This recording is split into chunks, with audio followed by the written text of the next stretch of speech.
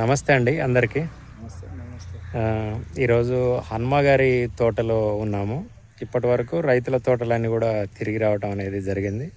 అందరి తోటలు కూడా ఆశాజనకంగా ఉంది. ఆ అందరి రైతులకు వాడిచ్చిన హన్మ గారి తోటకి ఈరోజు రావటం జరిగింది. హన్మ గారి తోట అనేది చూడండి, మొత్తం టోటల్గా అనేది కంటిన్యూషన్గా వాడటం అనేది ఆర్పిఎస్ ఫేవరెట్ రైతు హన్మ. ఆర్పిఎస్ లేనిది ఆయన ఏది కూడా చేయడు, పైన కానీ అడుగులో కానీ. ఇదంతా కూడా ఇది దాదాపు సెప్టెంబరు ఎప్పుడు వేసింది, సెప్టెంబర్ 3వ తారీఖు వేయటం జరిగింది. అంటే సెప్టెంబర్ అక్టోబర్ అంటే 2 నెలలు కూడా కంప్లీట్గా కాలేదు. అయినా కానీ తోట చాలా నీట్గా అనేది ఉంది. ఇప్పుడు మీరు ఇంతకుముందుకు హన్మ గారు మాట్లాడారు, సర్పంచ్ గారు మాట్లాడండి. ఇప్పుడు ఈ తోటకి ఇంతకుముందుకు ఎప్పుడన్నా వచ్చినామని రాలేదా? ఎట్లుంది తోట హన్మది? మంచిగా ఉందా? అంటే జనరల్గా మీ తోటలు కూడా జనరల్గా ఉన్నాయి కదా, మీ తోటలకు ఈ తోటలకు ఏం గమనించి తేడా? ఇది మంచిగా ఆర్పిఎస్ కలపడం వల్ల మంచిగా ఉంది. అంతేనా? గ్రోత్ బాగుందా?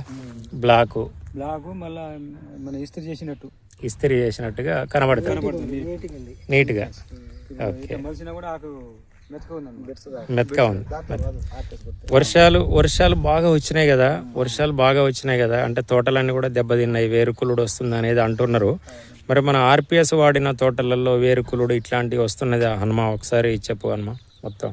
ఇప్పుడు ఆర్పిఎస్ వాడిన తోటలలో అందరూ ఇప్పుడు మొత్తం ఏరుకుళ్ళు వచ్చినాయని, బూజు తెగుళ్ళు వచ్చినాయని, ఏరుకుళ్ళిపోయి చోట చేస్తుందని చాలా మంది అంటారు. ఇప్పుడు ఒక రైతు అరేకరం తోట చచ్చిపోతుంది అంటండి. అవును, అదే ఫస్ట్ స్టార్టింగ్ నుంచి అదే ఆర్పిఎస్ తోట వచ్చి రేపు సోమవారం ఖచ్చితంగా మీ దగ్గర ఆర్పిఎస్ చేయాలి. ఓకే, ఇప్పుడు ఒకసారి అట్లా నడవండి. ఇప్పుడు పోయిన సంవత్సరం మనం ఆ గెట్టుకు వాడాం కదా ఆర్పిఎస్. ఇప్పుడు పత్తికి కూడా వాడారు కదా హన్మ మీరు? పత్తికి కూడా వాడారు అంతేనా? అంటే జనరల్గా అందరు కూడా 3 క్వింటాలు 4 క్వింటాలు 5 క్వింటాలు అయిద్ది అనేది అంటారు. మరి మన పత్తి పరిస్థితి ఎట్లుంది? మన పత్తి ఓకే ఓకే, ఇప్పుడు అయింది